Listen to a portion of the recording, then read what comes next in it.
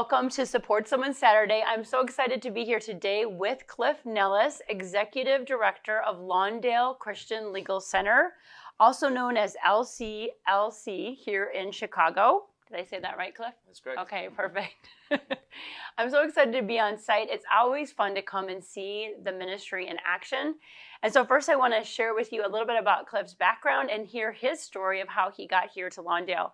So Cliff has a law degree from the University of Chicago Law School. He also has a Master's of Divinity from Trinity Evangelical Divinity School. And he's currently enrolled in the Executive MBA program at the University of Chicago Booth School of Business. So Cliff and his family live here in North Lawndale. And so Cliff, tell us, what made you want to move right down here into the heart of Chicago and start this work here at LCLC? Sure.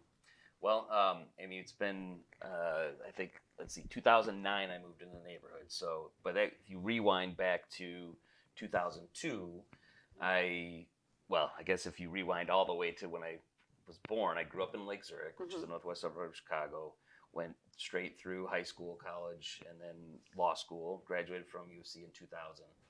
Clerked for a federal judge out in Denver, Colorado from 2000 to 2002. And then I was planning on going to a big firm. I was planning on making a lot of money. And my older brother had become a Christian. I like to say he was kind of obnoxious because it was Jesus Bible all the time. And I was like, I'm happy for you, but it's not for me. And at the same time, I was planning a cross-country bicycle trip from Denver, Colorado to San Diego, California to Miami, Florida. And it wasn't supposed to be a spiritual journey. It was just, I was going to do this before I go work for a big firm. I knew I was going to be billing a lot of hours, working pretty hard. I thought, okay, before I, take that job, I'm going to enjoy life a little bit. And lo and behold, I decided to bring the Bible with me on this trip. Had a very powerful experience, and that's when I came to faith.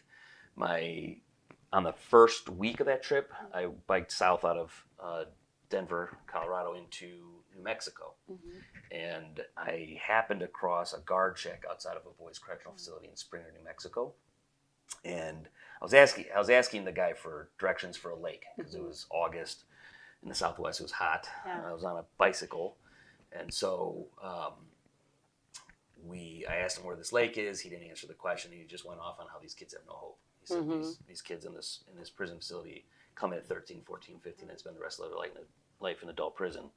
And at the time, I was a new Christian, and of course, filled with hope. And I felt like everywhere I was, the clouds were parting and the angels were singing. So I love that. So I basically, I thought, oh, that's not true. We can have hope, and I basically prayed the rest of that trip, which was 3 months, 3 days on the road on the bicycle with the Bible, praying like, God, what can I do? So fast forward, then that was 2002. In 2000, I think it was 2005, I got introduced to Lawndale Community Church while I was in seminary school. Okay. And I was really impressed with everything that was happening at the church. They started the Health Center, Lawndale Christian Health Center, the Development Corporation, a number of ministries that were very actively serving the community. Yes. And when I met the doctors who'd moved in the neighborhood and started the health center, I thought, you know what, I could do that. I could move in the neighborhood and start a legal center.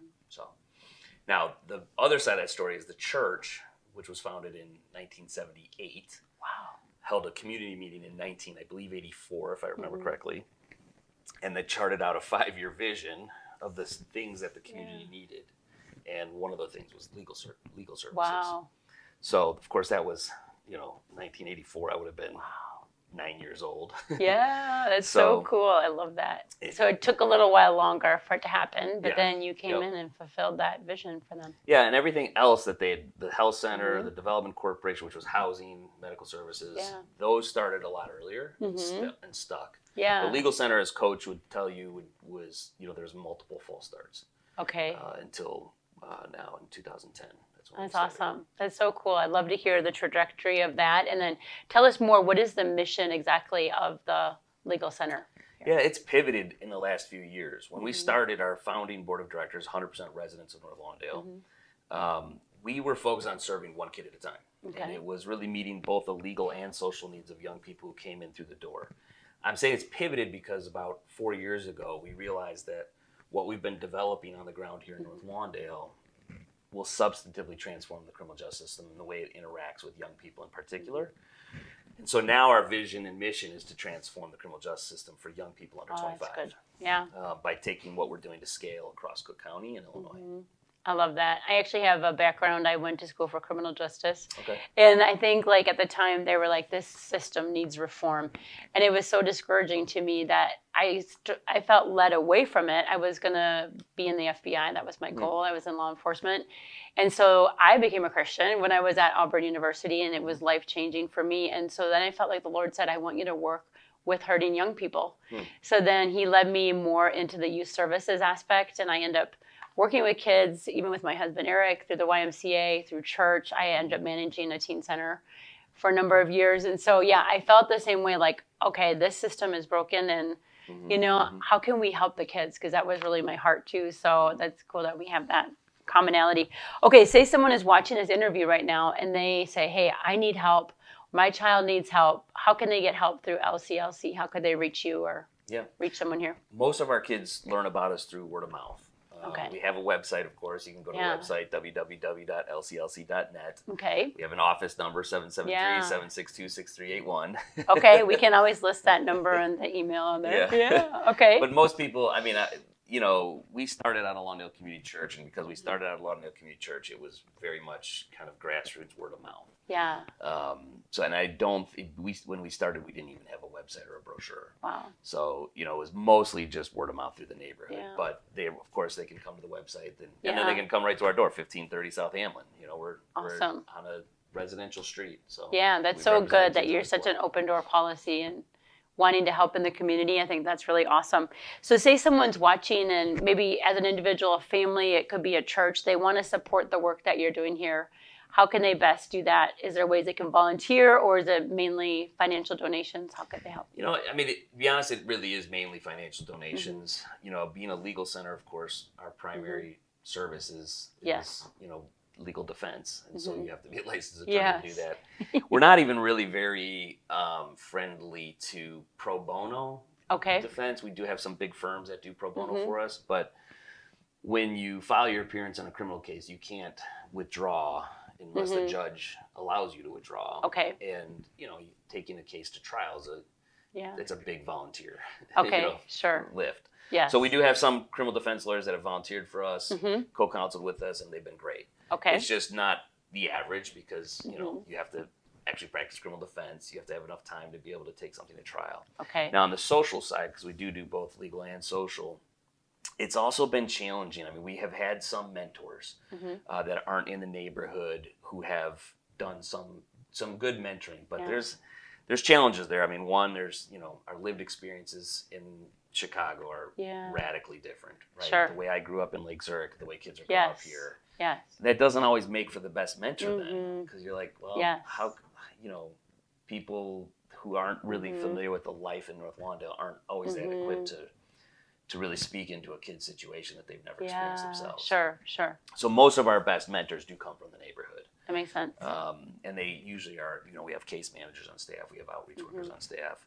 But we have had some mentors that aren't from the neighborhood that really pressed in, leaned in, got to know the young person, their family, was more open to learning, you know, which is a really kind of important. We also do some cross-cultural training. But yeah, I mean, you know, not unfortunately, I mean, I think what we're doing is transformative. Definitely. So, I mean, financial support is the predominant way to support us. Okay, perfect. I love that. And we can always do that. Can you tell us a success story about someone who's been helped through the legal center here? I mean, so you can also go to our YouTube channel. There's every year we do a video of somebody that we feature as an Emerging Leader Award. Okay. So there's plenty of them up there. You know, I mean, there's a lot of success stories that come to mind, but I think the one that I've been wanting to share more often recently is a young man that I think we represent him in either 2014 or 15. I think it was 14. It's been a while now. But he was young man from the neighborhood. I think he was maybe 19 or 20 at the time. And he had gone off to college on a football scholarship. He had a pretty bad knee injury that ended his football career. And he lost his scholarship and he came back home. And he's, you know, slipped into depression. He was smoking a lot of weed. He started selling weed. Then he started hanging out with guys from the neighborhood that weren't really up to his good. And when I think, it was 2014, he was arrested for about 5 guys followed a pizza delivery guy to a home. After the pizza was dropped off, they came out, tackled him, took him to the ground, roughed him up a little bit, and took $600 from his pocket. And he came to us, and we represented him in that. And I think the reason why it's such a profound story that needs to be told is because one of the things that we believe in at the Legal Center is restorative justice. Yeah. We believe that it's fundamentally a better form of accountability. It's something that actually strengthens the community, does more for the victim, does more for the defendant, does more for the neighborhood. It's a win across the board. Yeah. And restorative justice versus like traditional criminal justice would be, I think, very biblical. It's focusing on relationships in the neighborhood that have been broken and harmed, and how do we repair or heal the harm that was caused by crime. Sure. As opposed to just, you take a bad situation, throw a kid in jail, give him a felony record, and then that's supposed to have made it better, right? Yeah. And victims don't get restored in that process. Yeah. And defendants, quite frankly, oftentimes don't learn. You know what I mean? Like, they go to jail and they live in a very traumatic environment in jail, and it's just a revolving door of poverty and violence and crime. And so we actually reached out to the pizza delivery guy. And this is also a testimony, I think, of the 40-some years that Lawndale Community Church has been in the neighborhood. Because he was Spanish speaking primarily. I mean, he English was his second language. Okay. And his pizza shop was just on, I think it was 26 no, it's 26. But it's just in Little Village, just in the neighborhood adjacent to us. And when I sat down with him and a translator to explain, like, hey, this is what restorative justice is. Would you be willing to sit in a healing circle? Would you be willing to go down that path? And I'd already, of course, talked to our client, and he agreed he would. Guillermo was his name. He actually passed away a couple years ago from cancers. But I gave him my business card. Yeah. And it has the logo. Okay. Which is a cross, and then Lawndale Christian. Everything Lawndale Christian has LC. Lawndale Christian, right? Legal Center has LC again. Okay. Yeah. Health Center has LCHC, right? Okay. Development Corporation DC, right? Yeah. Well, he and his wife got his medicine from the health center. Okay. And so when he saw that, he said, "Oh, I know you guys. You guys are good people." Oh. And it just opened up the conversation to have, like, really, truly, we're not playing games. We're trying to help the neighborhood. Trying to heal what's been done here. And we've got a young man who had a really promising future. It was his first time he was ever in the criminal justice system. Okay. And he did something stupid, obviously, you know, and caused harm. But they actually came together and sat in circle. Oh, and most people don't think that, like, particularly what we'd consider violent crimes, right? Most people are like, oh, restorative justice, that's good for low-level offenses, but a robbery, residential burglary, something like that. Well, we're not gonna do that. But it was one of the most powerful circles I've sat in. That's so cool. Yeah. So now, full story though, we took it to the then state's attorney, which was Anita Alvarez, and she was not going to support the restorative justice route. So even though we had a signed affidavit from the victim, so we used all of it though as mitigation to reduce the charges. So we were able to bring it to a theft. He did not have a felony record, did not go to jail. We brought him home, and we started to address the substance abuse because he was definitely smoking too much weed. His depression. I mean, he had to kind of let go of football. I mean, at the end of the day, it was like you gotta let go of that dream. You know? And figure out what's Plan B. You know. Yeah. And so we put him in the residential workforce development program. That picture that you're looking at. Nice. We piloted it then in 2015. So it must have been a 2014 case because we piloted it. He was in the pilot, and now he lives in California. He's a roofer. But that program was a residential workforce development. So we provided housing for them through the Development Corporation. We had unions. Local 150 union was primarily the partner. Yeah. Would then work with us on pre-apprentice trainings to get them ready then for the union. And then, you know, once in the union, then of course you've got prevailing wage. It's, you know, it's a game changer. That's so good. Kids. Yeah, you need to like give them an alternative route, like help them. Like you said, it's like restoring them, not just, okay, you committed this crime and now you're going to go to jail. I remember they'd always talk about that high rate of recidivism. You know, people would come back to jail. it's just that broken system. And so to actually say, hey, we want to help you better your life, let's get you job training and take it a step further. I think that's so awesome. I think we definitely need more programs like this, Yeah. you know, not only Chicago, but our country. That's what we're trying to do. We're trying to scale this across the city. Yeah, that is so cool. This is so good that we're doing this interview so people can catch a vision and hear what you're doing and maybe start it there. So tell me, what are you doing through the Work with Justice Rising, the Project 77 Coalition? Yeah, that is the coalition that we've started to build this out across the city. So 77 represents the 77 neighborhoods of Chicago. Yes. As many people from the city know, we're a city of neighborhoods. We're in 4 neighborhoods. We got 73 to go. Yeah. But what we started in North Lawndale in the summer of 2021, we expanded into Austin, East Garfield Park, and Little Village, which are the 3 neighboring communities just north and south. Yes.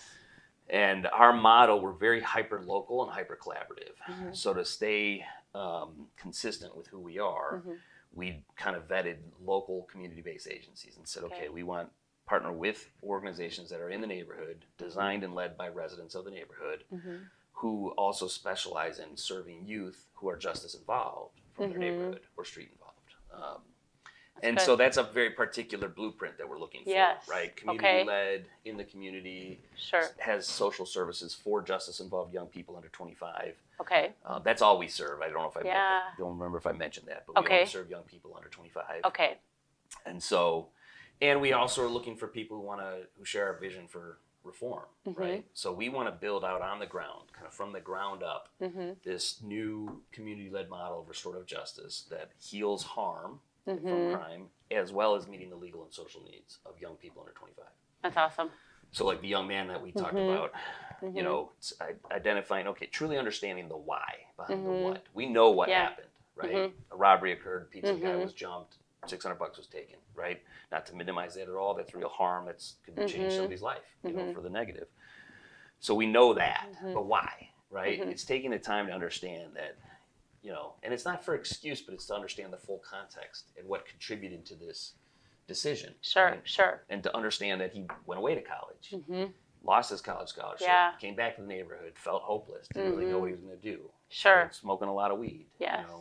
You know, and then selling weed, and then and one thing leads to another. Next thing you know, you're jumping. Sure. You know what I mean? Yeah. So you guys saw the pattern, like you saw his history. He lost his vision. I mean, we've probably all been there where something didn't work out like we hoped, and we have to find a new vision. And then think if you don't have that support around you, maybe in your family or, you know, maybe that was the one thing you were going through. So that totally makes sense. I think this is a good model, you know, definitely for down here too, you know. Like where people need more of the support and the resources. And I love that you're collaborating, you know, with these other neighborhoods and with these other nonprofits or ministries that are also have a similar focus. I know in like Tomorrow Vision, actually my friend Judy Chappitt introduced me and Cliff to each other. So we would say we go farther together. You know, we're stronger together, we go farther together. So we really do need each other, you know, as Christians, as nonprofits, as charities. So I think that's awesome what you're doing with that Justice Rising. Okay, thank you everyone for tuning in. Thank you, Cliff, for being with us here today, giving us your time. We just pray that God blesses mightily what you're doing here at Lawndale Christian Legal Center. If you are interested in finding out more or making a financial donation, you can visit the website. It's lclc.net. That's lclc.net. Thank you so much for tuning in, everyone, and have a blessed Saturday.